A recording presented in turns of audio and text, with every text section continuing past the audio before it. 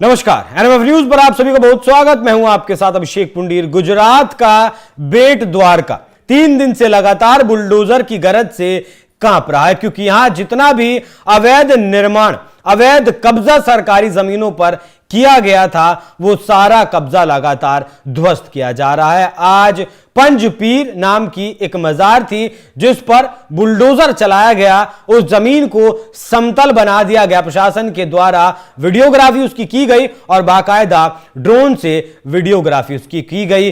बेट द्वारका, भेंट का मतलब होता है मिलना और उपहार देना, दोनों ही मतलब भेंट के होते हैं। और ऐसा कहा जाता है बेट द्वारका के बारे में कि भगवान श्री कृष्ण की उनके परम मित्र, प्रिय मित्र सुदामा से मुलाकात इसी जगह पर हुई थी। और द्वापर युग में भगवान श्री कृष्ण का महल भी यहीं हुआ करता था, इसलिए इस जगह का नाम पुराणों में दर्ज है, ग्रंथों में दर्ज है। और भेंट द्वारका इसे इसीलिए कहा जाता। प्रधानमंत्री मोदी भी यहां जाकर डुबकी लगा चुके हैं, दर्शन कर चुके हैं समुद्र के भीतर जाकर। लेकिन लंबे वक्त से यहां अवैध जो सरकारी जो जमीनें थी उन पर अवैध तरीके से कब्जा किया गया था। तो पहला सवाल तो यही है कि क्या उस वक्त प्रशासन की आंखें बंद थी, आंखों पर पट्टियां बंधी थी जिस वक्त सरकारी जमीनों पर यह अवैध अतिक्रमण किया जा रहा था। फिलहाल एक दरगाह को लेकर जब यहां बुलडोजर चला तो यह खबर सुर्खियों में आई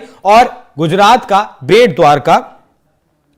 बेट द्वारका ने सारा जो ध्यान था वो अपनी तरफ आकर्षित कर लिया। पंजपीर दरगाह बताई गई कि यह अवैध जमीन पर, सरकार की जमीन पर बनाई गई थी, जिसे प्रशासन ने फिलहाल तोड़ दिया है। प्रशासन ने बुलडोजर से अवैध निर्माण को पूरी तरीके से ध्वस्त कर दिया गया।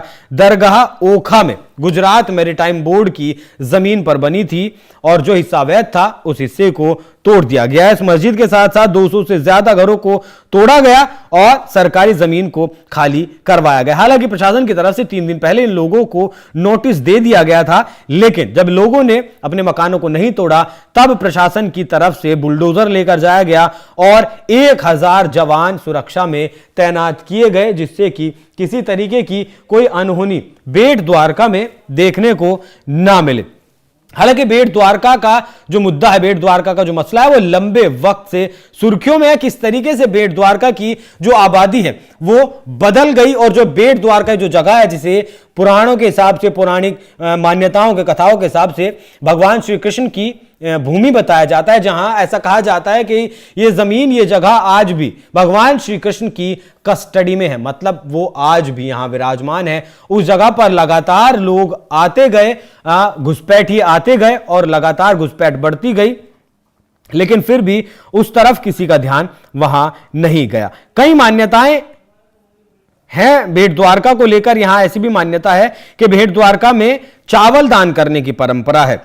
भगवान श्री कृष्ण द्वापर युग में का महल यही हुआ करता था और भगवान श्री कृष्ण को यहां का न्यायाधीश आज भी माना जाता है, इसलिए भगवान कृष्ण को यहां भक्तजन द्वारकाधीश के नाम से पुकारते हैं। मान्यता है कि सुदामा जी जब अपने मित्र से भेंट करने यहां आए थे तो एक छोटी सी पोटली में चावल लाए थे। इन्हीं चावलों को खाकर भगवान कृष्ण ने अपने मित्र की दरिद्रता को दूर किया था, इसीलिए यहां आज भी चावल दान करने की परंपरा है। ऐसी मान्यता है कि मंदिर में चावल दान देने से भक्त कई जन्मों की गरीबी से छुटकारा पा जाते हैं। खैर, अब गुजरात के नेताओं का ऐसा कहना है कि यह अवैध अतिक्रमण किसी भी लिहाज से बर्दाश्त नहीं किया जाएगा और लोग सोशल मीडिया पर इस तरीके के भी दावे कर रहे हैं कि आखिरकार मोदी के गुजरात में भी योगी आदित्यनाथ के बुलडोजर का सहारा लेना पड़ा और जिस तरीके से बुलडोजर से ध्वस्त करने की कार्रवाई उत्तर प्रदेश में चल रही है, लगातार संभल में चल रही है, या फिर और जगहों पर जहां भी अवैध अतिक्रमण प्रशासन के द्वारा किया गया है वहां चल रही है, उसी तरीके से गुजरात के बेट द्वारका को भी अब कब्जा मुक्त करवाया जा रहा है। और यह मुस्लिम आबादी लगातार बहुत तेजी से गुजरात के बेट द्वारका में बढ़ी है। जितनी तेजी से ये बढ़ी है उस पर सवाल, प्रश्न चिन्ह बहुत बड़ा खड़ा होता है कि उस वक्त ये प्रशासन कहां सोया हुआ था जब सरकारी जमीनों पर यह कब्जा किया जा रहा था। खैर, देर आए दुरुस्त आए, अब कब्जाधारियों से, अवैध अतिक्रमणकारियों से, घुसपैठियों से यह जमीन कब्जा मुक्त करवाई जा रही है और लगातार पिछले 3 दिनों से बुलडोजर यहां चल रहा है। इस पूरी खबर पर क्या कुछ आपकी राय, कमेंट कर हमें जरूर बताएं। धन्यवाद।